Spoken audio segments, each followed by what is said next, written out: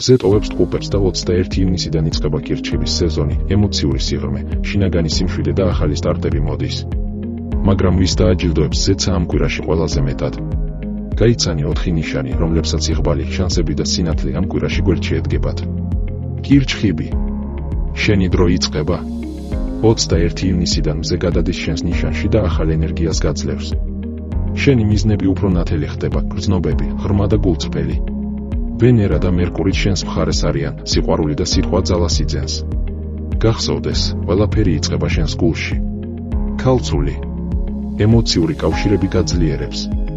მეგობრული საუბრები, მნიშვნელოვანი დიალოგები და მოულოდნელი შანსი საქმეში ან ურთიერთობაში ზუსტად შენს მხარეს იქნება.